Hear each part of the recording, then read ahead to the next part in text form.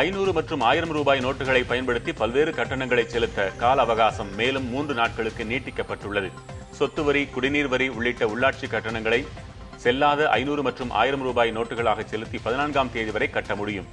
மின் கட்டணம், நீதிமன்ற கட்டணம், அரசு மருத்துவமனை கட்டணம், பொது போக்குவரத்து கட்டணம், கூட்டுறவு நிலைய கட்டணம், பெட்ரோல் பங்குகளில் கட்டணம் ஆகியவற்றுக்கும் இந்த கால அவகாசம் பொருந்தும் என்று அறிவிக்கப்பட்டுள்ளது.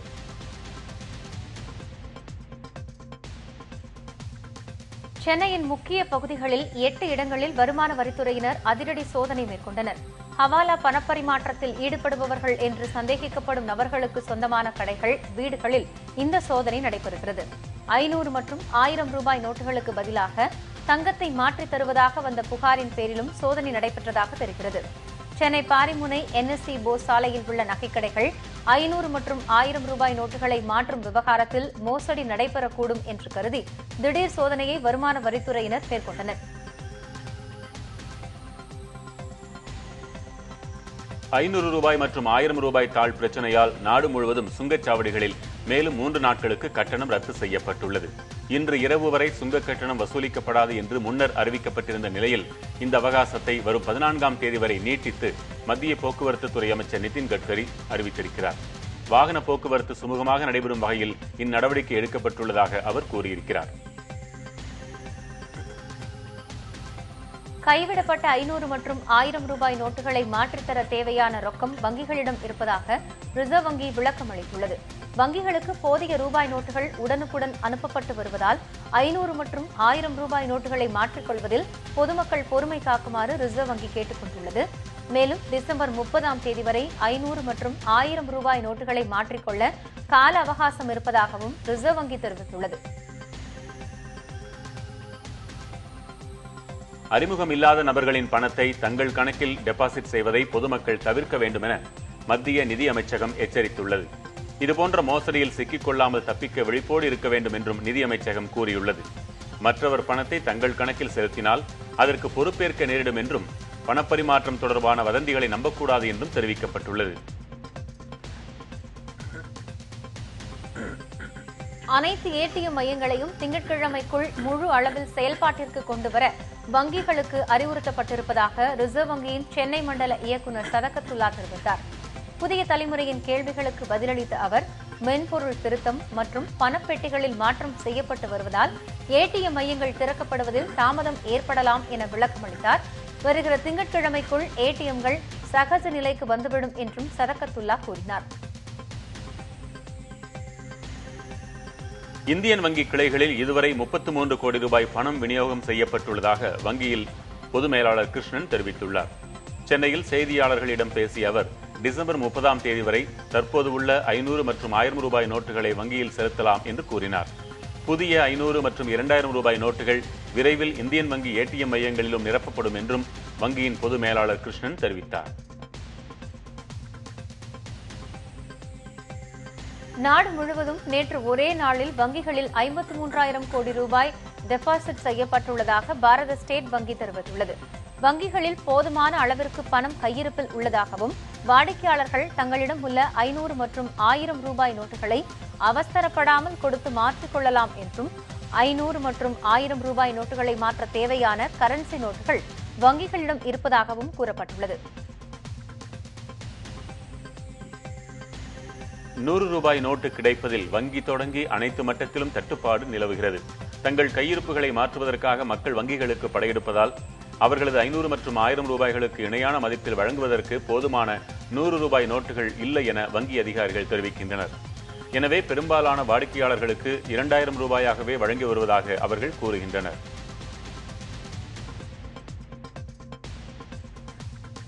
புதிதாக வெளியாகியுள்ள 2000 ரூபாய் நோட்டுகளை வாங்க மக்கள் மத்தியில் பெரும் ஆர்வம் நிலவுகிறது.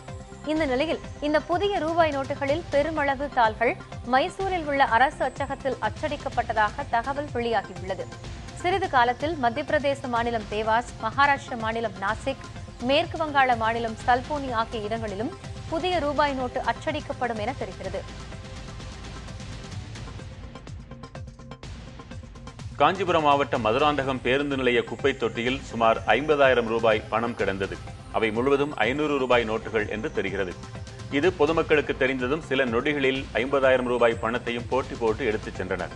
இக்காட்சியை பேருந்து நிலையத்தில் இருந்த ஒருவர் செல்போனில் படம் பிடித்து காவல்துறைக்கு அனுப்பியுள்ளார். எனினும் புகார் ஏதும் தரப்படாததால் காவல்துறையினர் மேற்கொண்டு நடவடிக்கை ஏதும் எடுக்கவில்லை என்று கூறப்படுகிறது. அதிமுக ஆட்சியில் தமிழகத்தில் பொருளாதார எமர்ஜென்சி வந்துவிடுமோ என்ற அச்சம் தலை தூக்கி இருப்பதாக தமிழக எதிர்க்கட்சித் தலைவர் மு க ஸ்டாலின் குற்றம் சாட்டியுள்ளார். தமிழகத்தில் பினான்சியல் எமர்ஜென்சி அறிவிக்கப் போகிறீர்களா என மாநில அரசை சென்னை உயர்நீதிமன்றம் கேள்வி கேட்டிருப்பதாக மக்கள் மன்றத்தில் அதிமுக அரசு வெட்கி தலைகுனிய வேண்டும் என அவர் வெளியிட்டுள்ள அறிக்கையில் குறிப்பிட்டுள்ளார். மாநிலத்தின் நிதி நிலைமையை சீர்படுத்த தமிழக அரசு எள்ளளவு முயற்சி செய்யவில்லை என்றும் ஸ்டாலின் குற்றம் சாட்டினார்.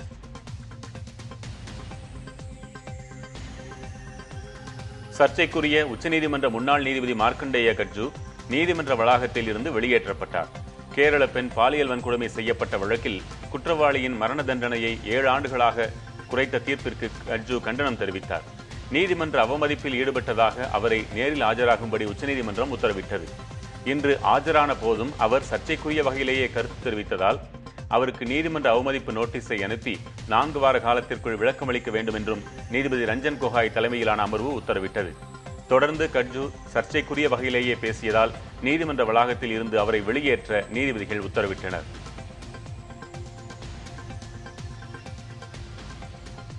உச்சநீதிமன்ற நீதிபதி ரஞ்சன் கோகாய் மீது தொடர்ந்து விமர்சித்து பேசியதால் உச்சநீதிமன்றத்தில் இருந்து உச்சநீதிமன்ற முன்னாள் நீதிபதி மார்க்கண்டேய கட்ஜு வெளியேற்றப்பட்டார். கேரள பெண் பாலியல் வழக்கு தொடர்பாக நீதிபதி ரஞ்சன் கோகாய் முன்பு ஆஜராகி விளக்கமளித்த போது மிஸ்டர் கோகாய், நீங்கள் என்னை விட ஜூனியர் என்று கட்ஜு கூறினார். நீங்கள் என்னை பயமுறுத்தி பார்க்காதீர்கள், நான் எதற்கும் பயப்பட மாட்டேன் என்றும் நீதிபதியை நோக்கி மார்க்கண்டேய கட்ஜு தெரிவித்தார். இதனால் கட்ஜுவை வெளியேற்ற ரஞ்சன் கோகாய் உத்தரவிட்டார். காங்கிரஸ் துணைத் தலைவர் ராகுல் காந்தி டெல்லி நாடாளுமன்ற சாலையில் உள்ள வங்கியில் பணம் எடுப்பதற்காக வரிசையில் நின்றார். அப்போது பொதுமக்களில் சிலர் அவருடன் செல்ஃபி எடுத்துக் கொண்டனர். 4,000 ரூபாய் எடுப்பதற்காக மக்களுடன் வரிசையில் நிற்பதாக அவர் தெரிவித்தார். இங்கு கோட் சூட் போட்ட யாரும் இல்லை, சாமானியர்கள் தான் இருக்கிறார்கள், அவர்களுடன் நான் இருக்கிறேன், மத்திய அரசு இல்லை என்று ராகுல் தெரிவித்தார். கருப்பு பணம் மற்றும் ஊழலுக்கு எதிரான போரின் ஒரு பகுதியாகவே பழைய ரூபாய் நோட்டுகளுக்கு தடை விதிக்கப்பட்டுள்ளதாக பாரதிய ஜனதா கட்சி தலைவர் அமித்ஷா தெரிவித்துள்ளார். நாட்டின் வளர்ச்சியில் அக்கறை கொண்டு எடுக்கப்பட்ட இம்முடிவை சில கட்சிகள் எதிர்ப்பது வியப்பளிப்பதாகவும் அவர் தெரிவித்தார். கருப்பு பணத்தை கண்டுபிடிக்க நடவடிக்கை எடுக்கவில்லை என குறை கூறிய எதிர்க்கட்சிகள் தற்போது நடவடிக்கை எடுக்கப்பட்டிருக்கும் போது புகார் கூறுவது வேதனை தருவதாக அவர் தெரிவித்தார்.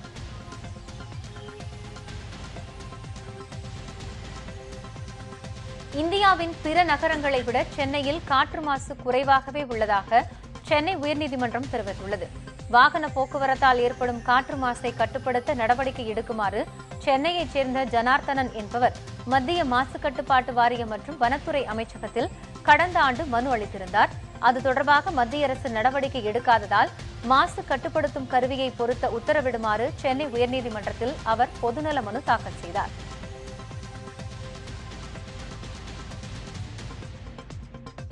கோவை அரசு மருத்துவமனையில் குழந்தையை கடத்திய பெண் சிறையில் அடைக்கப்பட்டார்.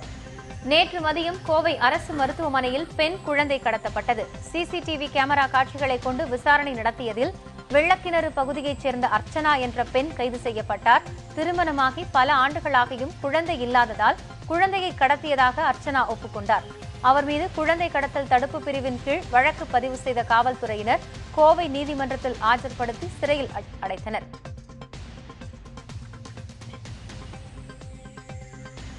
கிருஷ்ணகிரி மாவட்டம் ஹொசூரில் ஏடிஎம் மையங்கள் திறக்கப்படாததால் பணம் எடுப்பதற்காக சென்ற பொதுமக்கள் ஏமாற்றமடைந்தனர். 500 மற்றும் 1000 ரூபாய் நோட்டுகள் செல்லாது என மத்திய அரசு அறிவித்ததை தொடர்ந்து நாடு முழுவதும் கடந்த 2 நாட்களுக்கு ஏடிஎம் சேவை நிறுத்தி வைக்கப்பட்டது. இன்று நீண்ட நேரமாகியும் ஏடிஎம் மையங்கள் திறக்கப்படாததால் பொதுமக்கள் ஏமாற்றத்துடன் திரும்பிச் சென்றனர்.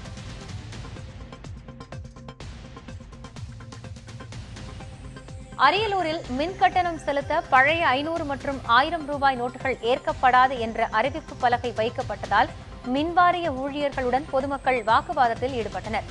மின்வாரிய அலுவலகத்திற்கு கட்டணம் செலுத்தச் சென்ற மக்கள் பழைய ரூபாய் நோட்டுகள் வாங்கப்படாது என அறிவிக்கப்பட்டதால் ஊழியர்களுடன் வாக்குவாதத்தில் ஈடுபட்டனர். அதன் பின்னர் உயரதிகாரிகளிடம் நடத்தப்பட்ட பேச்சுவார்த்தைக்கு பிறகு பழைய ரூபாய் நோட்டுகள் பெற்றுக் கொள்ளப்பட்டன.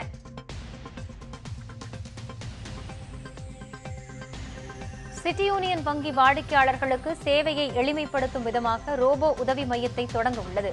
ரோபோவின் மாதிரி வடிவம் தியாகராய நகரில் உள்ள சிட்டி யூனியன் வங்கிக்கு கொண்டுவரப்பட்டுள்ளது. வங்கி தொடர்பாக வாடிக்கையாளர்களுக்கு ஏற்படும் 250க்கும் மேற்பட்ட கேள்விகளுக்கு பதில் சொல்லும் விதமாக ரோபோ வடிவமைக்கப்பட்டுள்ளது. இந்த ரோபோ சோதனை அடிப்படையில் தியாகராய நகரில் உள்ள சிட்டி யூனியன் வங்கி கிளையில் வைக்கப்பட இருக்கிறது.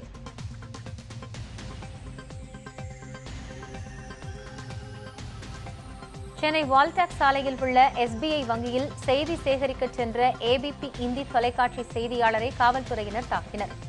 வங்கிக்குள் ஒளிப்பதிவு செய்ய காவல்துறையினர் அனுமதி மறுத்துள்ளனர். அதற்கான காரணத்தை கேட்டபோது பெண் செய்தியாளர் பிங்கியை பணியிலிருந்த குற்றப்பிரிவு ஆய்வாளர் ஜூலியஸ் சீசர் கீழே தள்ளியுள்ளார். இது தொடர்பாக யானைக்கவுனி காவல் நிலையத்தில் புகார் அளிக்கப்பட்டுள்ளது.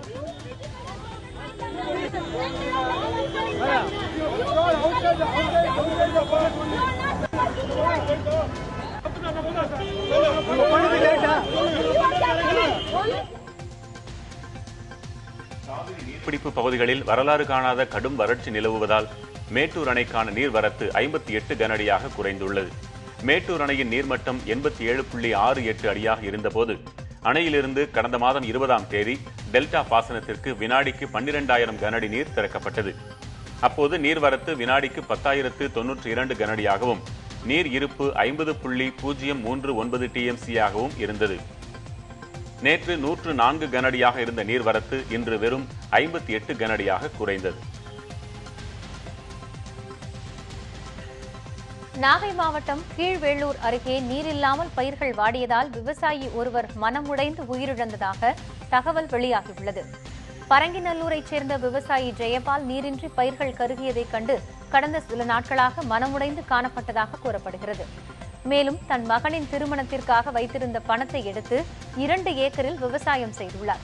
இந்நிலையில் வயலுக்கு சென்றுவிட்டு வீடு திரும்பிய போது திடீரென மாரடைப்பால் அவர் உயிரிழந்தார்.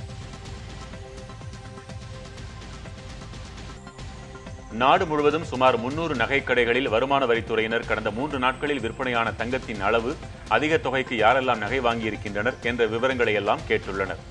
விற்கப்பட்ட நகைகளுக்கு உரிய ரசீதுகள் கொடுக்கப்பட்டிருக்கின்றனவா என்ற விவரத்தையும் வருமான வரித்துறையினர் சேகரிக்கின்றனர். மேலும் அந்நிய செலாவணிகளை மாற்றித் தரும் தரகு நிறுவனங்களிலும் வருமான வரித்துறையினர் ஆய்வு மேற்கொள்கின்றனர். முதலமைச்சர் ஜெயலலிதா விரைவில் தனது பணிக்கு திரும்புவார் என அதிமுக செய்தி தொடர்பாளர் பொன்னையன் தெரிவித்துள்ளார்.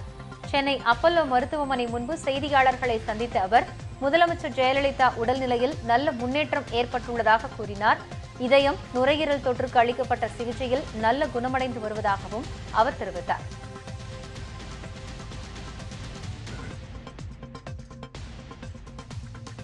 தமிழகத்தில் அடுத்த 24 மணி நேரத்தில் மழைக்கு வாய்ப்புள்ளதாக சென்னை வானிலை ஆய்வு மையம் தெரிவித்துள்ளது. தென்கிழக்கு வங்கக்கடலில் அந்தமானுக்கு அருகில் நிலை கொண்டிருந்த மேலடுக்கு சுழற்சி தற்போது தெற்கு நோக்கி நகர்ந்துள்ளது என்று சென்னை வானிலை ஆய்வு மையம் தெரிவித்துள்ளது.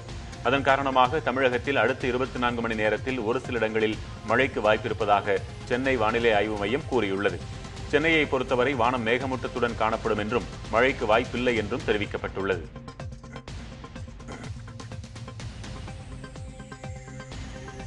நாகையில் 30 அம்ச கோரிக்கைகளை வலியுறுத்தி நியாய விலைக்கடை பணியாளர்கள் உண்ணாவிரத போராட்டத்தில் ஈடுபட்டனர். அவுரித்திடலில் நடைபெற்ற இந்த போராட்டத்தில் பணியாளர்கள் முன்பு பொருட்களை எடையிட்டு நியாய விலை கடைகளுக்கு வழங்க வேண்டும் என வலியுறுத்தப்பட்டது. பொது விநியோகத்திற்கென தனித்துறை அமைத்து தொழிலாளர் நலச்சட்டங்களை முறையாக அமல்படுத்த வேண்டும் என்பன உள்ளிட்ட கோரிக்கைகள் வலியுறுத்தப்பட்டன. இதேபோல கிருஷ்ணகிரியிலும் போராட்டம் நடைபெற்றது. கிருஷ்ணகிரி மாவட்டம் ஊத்தங்கரையை அடுத்துள்ள காட்டேரியில் விவசாய கிணற்றில் தவறி விழுந்த மான் ஒன்று உயிருடன் மீட்கப்பட்டது. இன்று காலை புள்ளிமான் ஒன்று கிணற்றில் விழுந்து கிடப்பதை பார்த்த விவசாயி தீயணைப்புத் துறையினருக்கு தகவல் அளித்துள்ளார். 50 அடி ஆழத்தில் இருந்த மானை வலையை பயன்படுத்தி தீயணைப்பு வீரர்கள் மீட்டனர். முதல் உதவிக்கு பிறகு ஊத்தங்கரை காப்புக்காட்டுக்கு மான் பாதுகாப்பாக கொண்டு செல்லப்பட்டு விடப்பட்டது.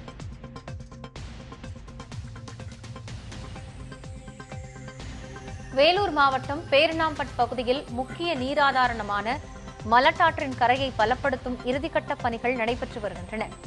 கடந்த ஆண்டு பெய்த மழையில் மலற்றாற்று கரை உடைந்து ஊருக்குள் தண்ணீர் புகுந்தது. அதனையடுத்து மாவட்ட ஆட்சியரின் உத்தரவின் பேரில் ஆற்றின் கரையை பலப்படுத்தும் பணி நடைபெற்று வந்தது. அந்த பணிகள் மழைக்காலத்திற்கு முன்பே இறுதிக்கட்டத்தை எட்டியிருப்பதால் பேரணாம்பட் பகுதி மக்கள் மகிழ்ச்சியடைந்துள்ளனர். சென்னை கிண்டியில் உள்ள ஆளுநர் மாளிகையில் மரங்களை கணக்கெடுக்கும் பணி இன்று தொடங்கி நாளை மறுநாள் வரை நடைபெறுகிறது. தாவரவியலாளர்கள், ஆராய்ச்சியாளர்கள், அறிவியலாளர்கள் மற்றும் மாணவர்கள் இந்த கணக்கெடுப்பு பணியில் ஈடுபட்டுள்ளனர். இப்பணியை ஆளுநர் வித்யாசாகர் ராவ் பார்வையிட்டார். ஆளுநர் மாளிகையில் சந்தன மரங்கள், பல்வேறு மருத்துவ குணம் வாய்ந்த மர இனங்கள், தேக்கு மரங்கள், பல நூறுகளான ஆலமரம், வேப்பமரம் போன்றவை இருப்பது கணக்கெடுப்பில் தெரியவந்துள்ளது.